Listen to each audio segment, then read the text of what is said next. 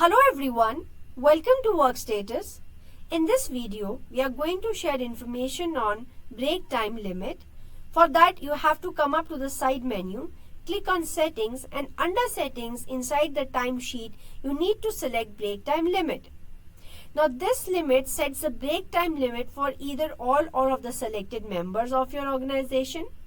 You can set a predefined break interval to ensure the optimal productivity and prevent the extended breaks for better task completion rates. You can have it enabled by clicking for all inside the organization, and then once you have done that, you just have to select the time limit from the drop down here.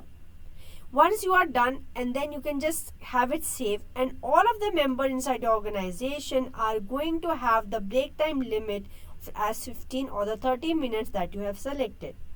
If you click on individual, it allows you to set the break limit for that specific member to a certain time which is mentioned in the drop down. You can click it and you can save it, and that time is get saved again the specific member name. The desktop application gives a reflection of the settings where while adding the break and they are gone for a break, if they are exceeded the amount of time mentioned here, then they will get a pop-up mentioning the break time has been exceeded.